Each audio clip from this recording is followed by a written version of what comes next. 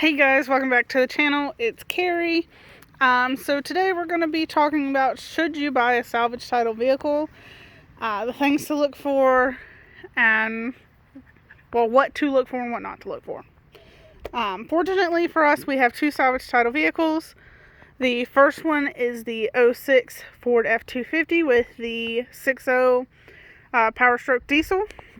And then a 2015 Subaru WRX, which is also a 2.0 turboed engine as well.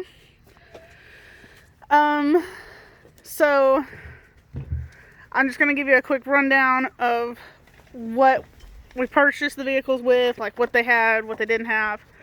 So first off, let's start with the 6.0. The 6.0 is a salvage title because it was a theft vehicle. The vehicle wasn't stolen. It was at a dealership. Dealership left it unlocked. Somebody came, popped the hood, took off the turbo, the whole top end of it, took off the exhaust. So the guy I bought it from, I have bought multiple vehicles from him before. Well, my family has. So he fixed it, put it back together, and sold it to me. The truck had 69,000 miles on it. He did get it bulletproof because when he put it back together, it had a slight leak in the head gasket, and he was like, I'm not going to give it to you like this. So he went and bulletproofed it, and when he got it done, he called me, and I went and picked it up from him. I paid $14,000 for this truck, and I love it. It is a beast of a truck. It's got minor stuff. The interior's kind of dirty and some exterior stuff, but it was never wrecked. Just had the theft problem. Let's go over here to the Subaru. Alright, as you can see, I got the mutts out here running around with me, so if I pause for a second, that's why. But alright, so this is a 2015 Subaru WRX. It's got a 2.0 turboed engine. It is a 6-speed manual. I bought it with 17,000 miles on it for $13,000. And it was wrecked on the front end. The guy replaced the front bumper, headlights, fenders, hood, and some engine components. So this one I didn't buy from anybody I knew. This was one I found on Facebook. Liked it, went and looked at it. I burnt the shit out of the clutch. Should have been a warning sign, but I didn't take it. Nope, because I fell in love with the car. And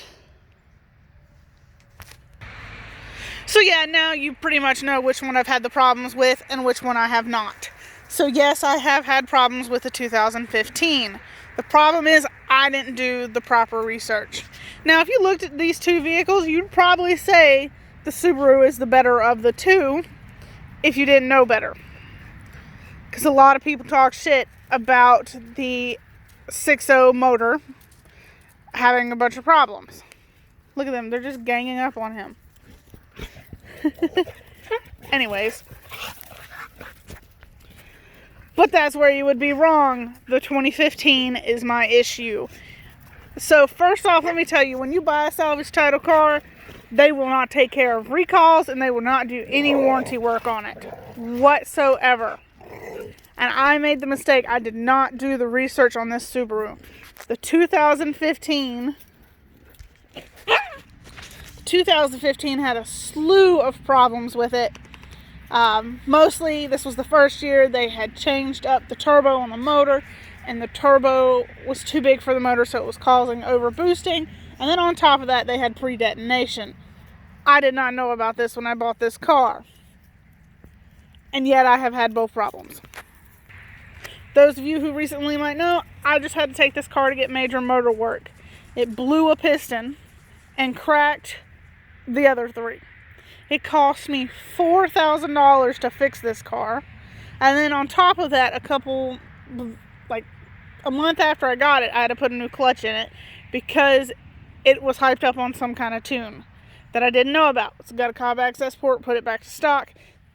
I had taken it to Subaru for overboosting, and they're like, no, that's what it's supposed to run. That's what it's supposed to run. And I was like, okay, whatever.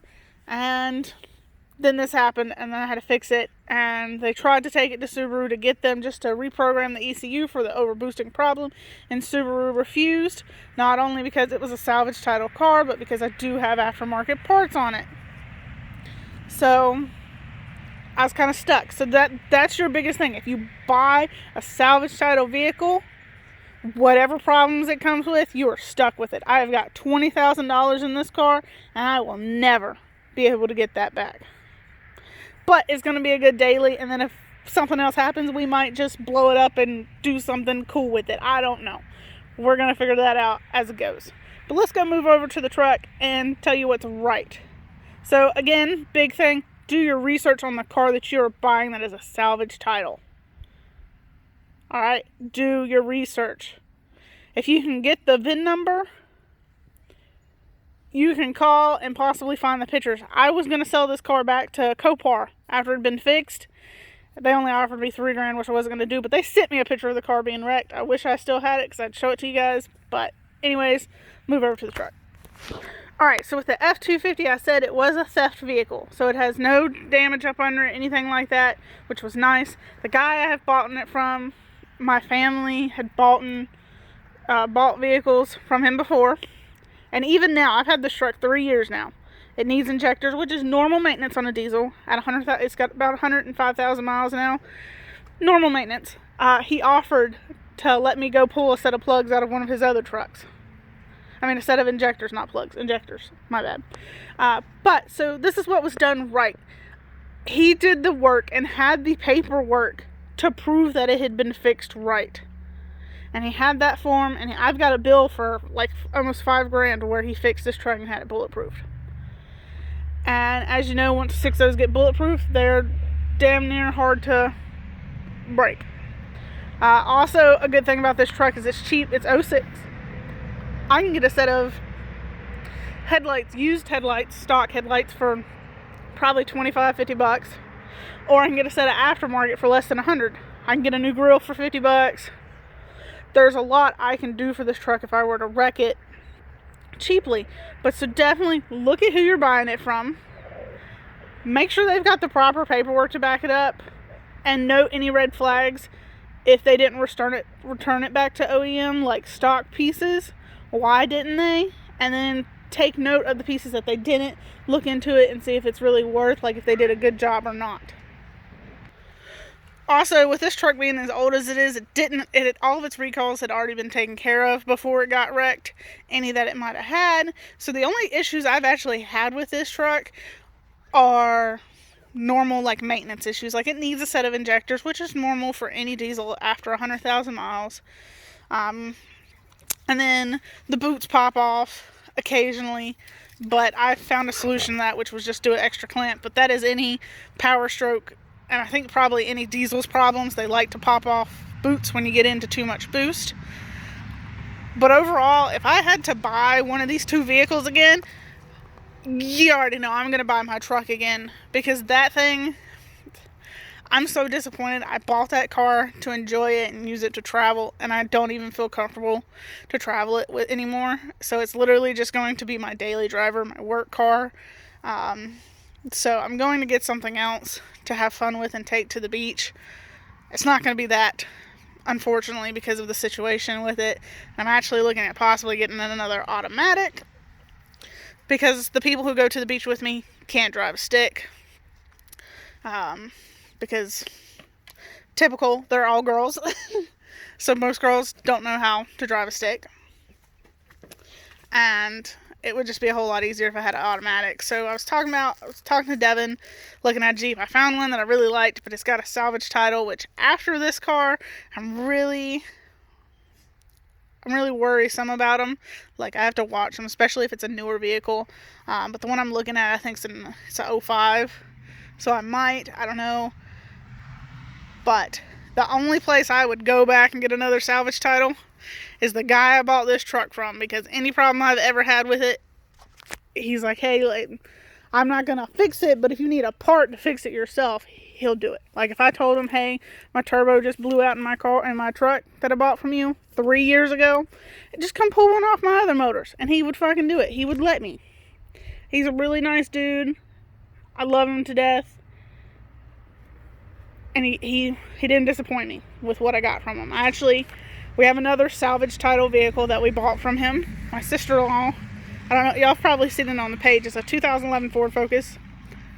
Only problem we've had out of that car that was non-maintenance was the mass airflow sensor went out. $60 part. So that guy takes care of everything. I went over to him when I had the problem with it. His mechanic looked at it, because the car was only like, we'd only had it for like 6 months, and he let me go look around to see if any of the other vehicles had this same sensor, because he had some older Ford Focuses, and see where the sensor was and everything. So yeah, anyways, but yeah, so when you're going to buy a salvage title vehicle, do your research. That is the biggest thing.